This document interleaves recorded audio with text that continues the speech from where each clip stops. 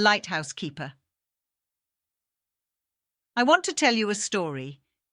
In a small, weather-worn lighthouse perched atop a desolate cliff, Samuel spent his days and nights tending to the ancient sentinel.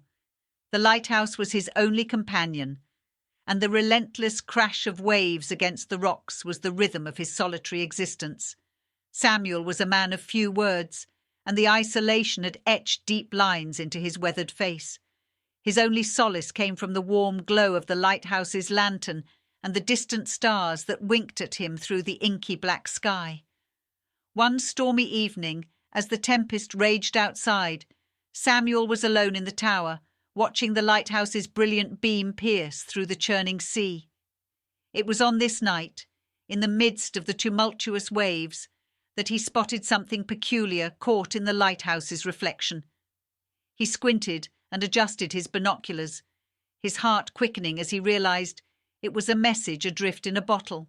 Samuel donned his heavy raincoat, braved the unforgiving elements, and descended the narrow, winding staircase to reach the beach below. There, half buried in the wet sand, lay a battered glass bottle, and inside a tightly rolled piece of parchment.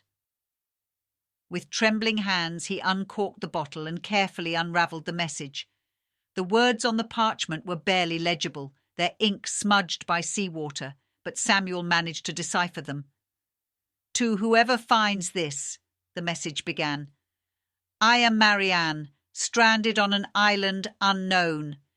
The days have become endless, and my hope has dwindled. If you receive this plea, please send help.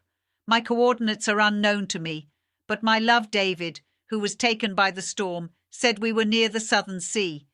Please find me before I am lost to the sea's depths." Samuel's heart ached for the stranded Marianne, and he felt a sudden surge of purpose. He realized that the lighthouse, often seen as a symbol of isolation, could now serve as a beacon of hope. He knew he had to help her, and with determination in his eyes, he returned to the lighthouse, drafting a response that Marianne could find in a bottle and send back to him. For days and nights, Samuel tirelessly worked on repairing an old rowboat that had been collecting dust in the lighthouse's shed. When it was finally seaworthy, he stocked it with supplies, filled another glass bottle with a message, and set sail into the open sea.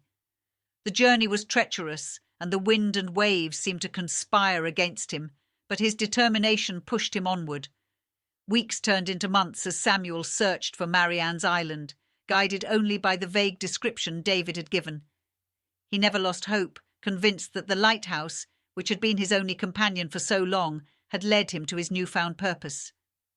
And then, just when he was beginning to lose hope, he spotted an uncharted island on the horizon, and something in his heart told him that he had found Marianne's sanctuary. As he approached the shore, Samuel was met with the sight of a desperate woman waving frantically from the beach. Tears filled her eyes as she realized that help had arrived, and she ran towards him, her voice choked with gratitude. Samuel had not only found a message from the sea, but had also found a way to fill the emptiness in his own heart. In rescuing Marianne, he had rescued himself from the isolation that had defined his life for so long, and together they sailed back to the lighthouse, two souls who had found a newfound purpose in each other's company.